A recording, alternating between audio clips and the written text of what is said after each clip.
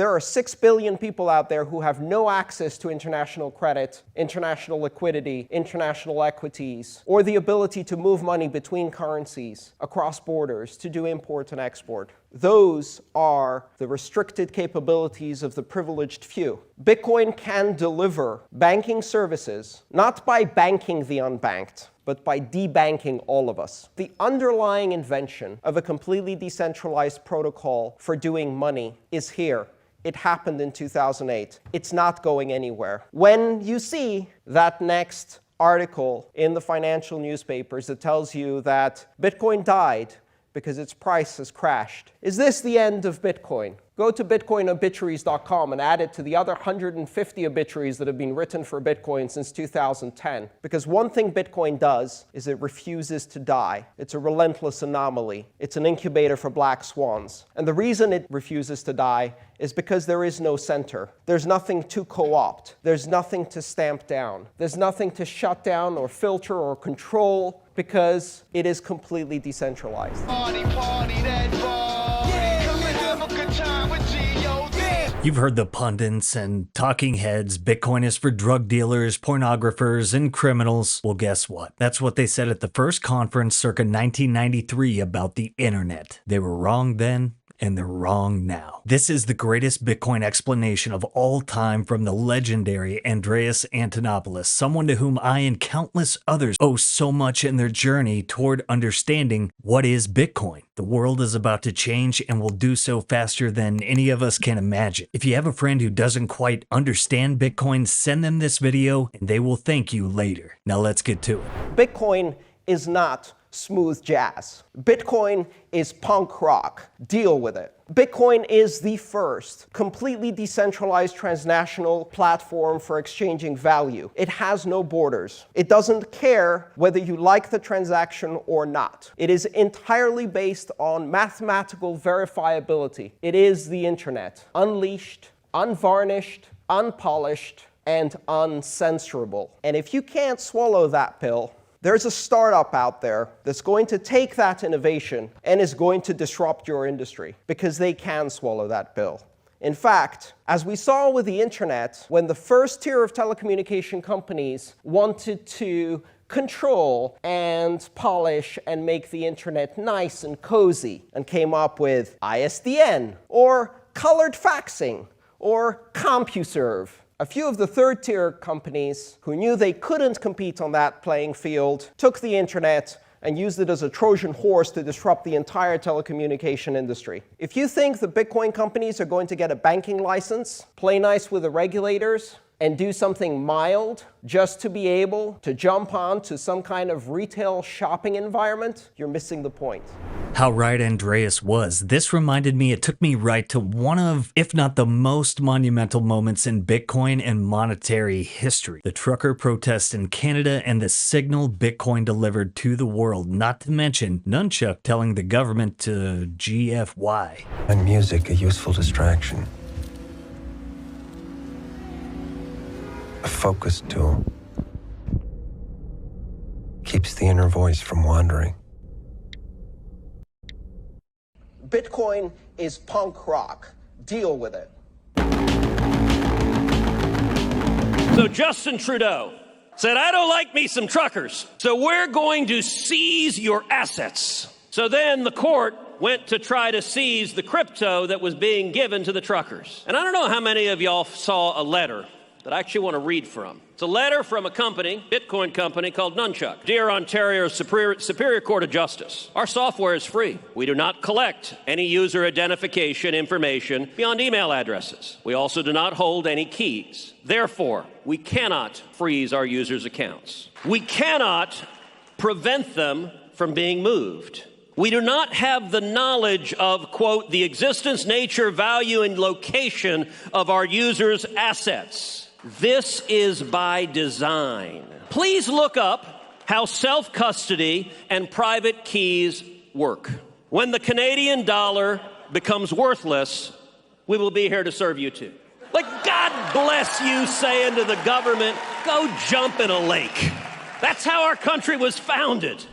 Love that clip. And Bitcoin is not asking for permission. It definitely forgot to do that, and so it will proceed in banking the entire world without asking for anyone's permission. And P.S., the protocol and the sound money gospel are spreading. Bitcoin is disruption. It's disruption on a scale that most people haven't even begun to imagine. Bitcoin solves the #1 consumer problem in finance. How many consumers have you heard go, hey, you know, I'm with Lloyds Bank, but I'm really thinking of switching to Barclays because they have a robust KYC program. I'm worried that I might accidentally money launder myself, so I want to make sure that I have some nice protection from their compliance department. Consumers care about identity theft, which has become a plague upon the industry. And the reason it has become a plague upon the industry is because personally identifiable information must be collected by every intermediary on every transaction and hoarded, creating these giant honeypots that attract hackers like flies. And you can't protect that information. If you're realistic about it, no one can protect that information. The banks can't protect that information, the retailers can't protect that information, the credit card companies can't protect that information. The NSA can't protect that information. The US government was unable to protect the clearance and background data